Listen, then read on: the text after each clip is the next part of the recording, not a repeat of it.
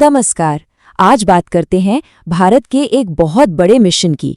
एक ऐसा मिशन जो देश के भविष्य के लिए गेम चेंजर साबित हो सकता है। ये मिशन है सोलर एनर्जी मैन्युफैक्चरिंग, यानी सौर ऊर्जा बनाने वाले उपकरणों का एक विशाल घरेलू उद्योग खड़ा करना। तो चलिए समझते हैं कि ये महत्वाकांक्षी योजना आखिर है क्या, ये कैसे काम कर रही है और इसके सामने क्या चुनौतियां हैं। तो ये लक्ष्य कितना बड़ा है? 2030 तक भारत को अपने 500 गीगावाट के रिन्यूएबल एनर्जी टारगेट को पूरा करने के लिए लगभग 300 गीगावाट की नई सोलर कैपेसिटी चाहिए। अंदाजा लगाइए, ये भारत की आज की टोटल बिजली बनाने की क्षमता का लगभग 70% है। ये एक बहुत बहुत बड़ा नंबर है जो दिखाता है कि भारत के एनर्जी फ्यूचर के लिए सोलर कितना जरूरी है। और यहीं से असली सवाल शुरू होता है। इतनी बड़ी कैपेसिटी बनाना एक बात है, लेकिन इसे दूसरों पर निर्भर हुए बिना यानी आत्मनिर्भर तरीके से करना एक बिल्कुल ही अलग और मुश्किल चुनौती है।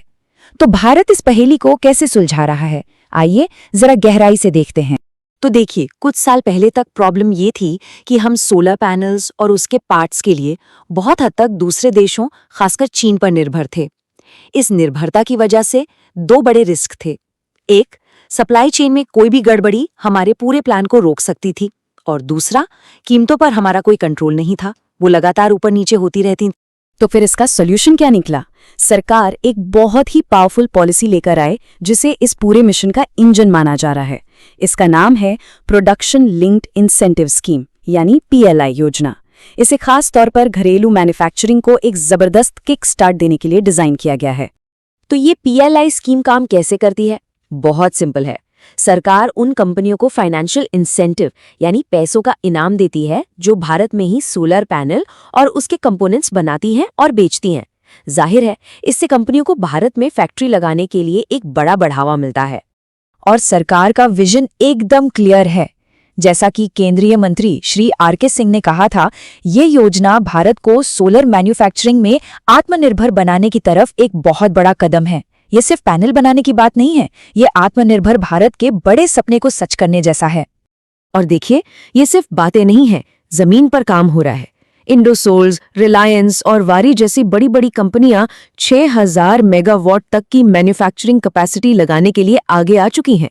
ये दिखाता है कि ये स्कीम वाकई काम कर रही है। तो चलिए अब जरा नतीजों पर नजर डालते हैं कि असल में जमीन पर क्या हो रहा है, क्योंकि दिन के आखिर में किसी भी पॉलिसी की कामयाबी तो उसके नतीजों से ही नापी जाती है ना? ये जो चार्ट है ना, ये एक बहुत ही चौंकाने वाली बात बताता है। साल 2022 में क्लीन एनर्जी सेक्टर में जितनी भी नई नौकरियां पैदा हुई, उनमें से 99% अकेले सोलर सेक्टर से आईं। इससे पता चलता है कि रोजगार पैदा करने की कितनी जबरदस्त ताकत है सोलर एनर्जी में। और बात सिर्फ जॉब्स की नहीं है, इन्वेस्टमेंट भी देखिए। सिर्फ PLI स्कीम के दूसरे फेज से ही 93,000 करोड़ रुपए से भी ज्यादा का भारी भरकम निवेश आने की उम्मीद है।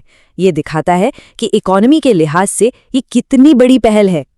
अब तक इस पहल की वजह से सोलर मैन्युफैक्चरिंग में 43,000 नई नौकरियां आ चुकी हैं।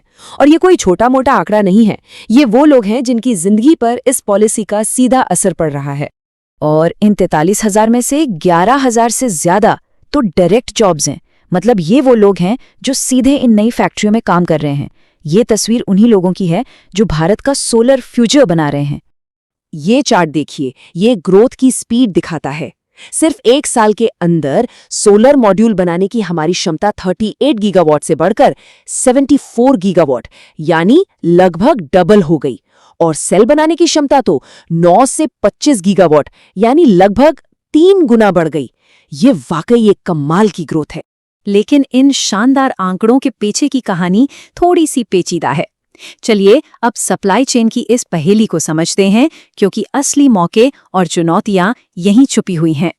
देखिए, ये जो नया घरेलू उद्योग खड़ा हो रहा है, ये भारत के लिए दुनिया के मंच पर कई बड़े दरवाजे खोल रहा है।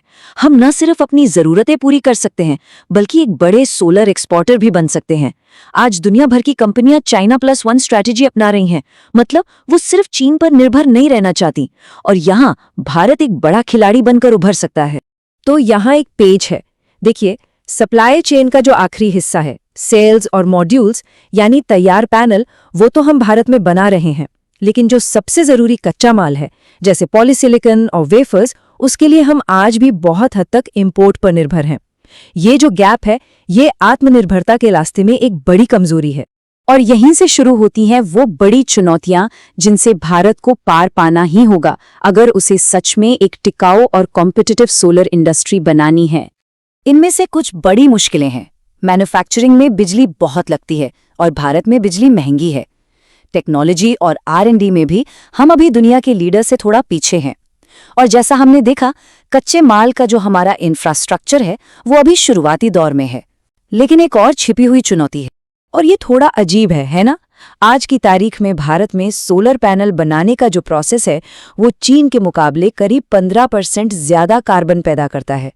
मतलब हम ग्रीन टेक्नोलॉजी बना रहे हैं, लेकिन उसे बनाने का तरीका उतना ग्रीन नहीं है। ये एक बड़ी चुनौती है जिसे हल करना ही हो। तो इसका हल क्या है? हल है ग्रीन मैन्युफैक्चरिंग। मतलब सोलर पैनल बनाने वाली फैक्ट्रियों को चलाने के लिए भी सोलर और विंड एनर्जी का ही इस्तेमाल किया जाए।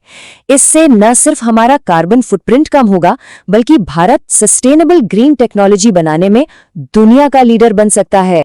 तो आखिर में हम उसी बड़े सवाल पर वापस आते हैं। भारत एक सोलर सुपर पावर बनने की रेस में तेजी से दौड़ रहा है और PLI स्कीम इस दौड़ में फ्यूल का काम कर रही है।